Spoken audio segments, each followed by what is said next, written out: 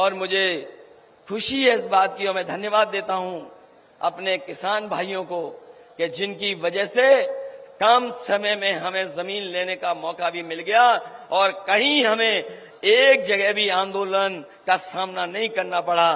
किसी किसान ने विरोध नहीं किया, पूरा का पूरा किसानों ने जमीन दे करके हमें एक्सप्रेस बना करके तैयार करने का मौका दिया। और वो इसलिए हुआ क्योंकि जब किसानों से बातचीत की तो जो किसानों की मांग थी उसको हम लोगों ने माना। किसान चाहते थे कि उनका सर्किल रेट से ज्यादा मिले, मार्केट भाव मिले उन्हें। मैंने 3 गुना कहा और जब फाइल पर फैसला लिया गया तो मैंने किसानों के लिए सर्किल रेट बढ़ा करके 4 गुना मुआवजा देने का फैसला लिया और उसका परिणाम ये था कि पूरी की पूरी जमीन कम समय में किसानों ने हमें दे दी। और उसके बाद जब उद्घाटन हो गया तो मंच पर हमारे तमाम पूर्वांचल के बड़े बड़े नेता बैठे हैं।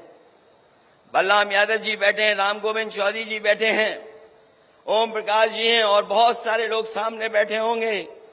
पूर्वांचल की जनता के लिए समाजवादियों ने फैसला लिया कि लखनऊ से ये सड़क अब गाजीपुर और बलिया तक पहुंचेगी, क्योंकि नेताजी का क्षेत्र आजमगढ़ था, इसलिए आजमगढ़ को छूते हुए गाजीपुर और बलिया को जोड़ने का काम करेंगे।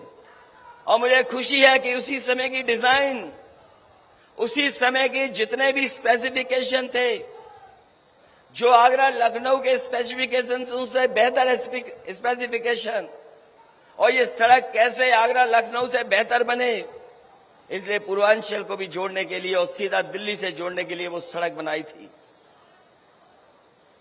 समाजवादियों ने अगर डिजाइन न की होती सड़क के ऊपर हवाई जहाज उतरने का फैसला न लिया होता तो हमारे देश के प्रधानमंत्री भी उस सड़क पर हरक्यूलिस विमान से नहीं उतर पाते। अगर किसी की देन है, समाजवादियों की देन है, जिसकी वजह से इस प्रदेश को कैसे सड़कों के नेटवर्क से जोड़ा जाए, हमारे जिला मुख्यालयों को कैसे चौड़ी सड़कों से जोड़ा जाए, क्योंकि ये बात मानी गई है। और अमेरिका के बारे में उदाहरण दिया जाता है कि अमेरिका ने सड़कें बनाई और सड़कों ने अमेरिका को बना दिया।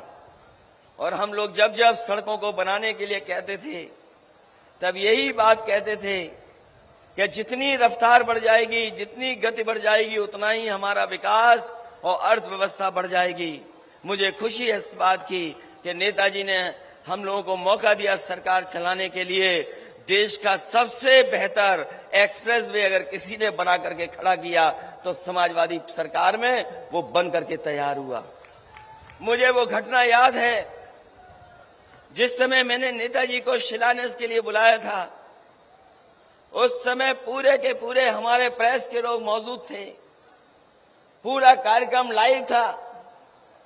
और जब शिलान्यास के लिए नेताजी को कहा कि आप शिलान्यास इस सबसे बड़े प्रोजेक्ट का करेंगे, तो नेताजी ने कहा कि हम जब कभी भी किसी योजना का शिलान्यास करते हैं तो ये बात इंजीनियर और वहां के अधिकारियों से पूछ लेते हैं कि इसका उद्घाटन कब होना है।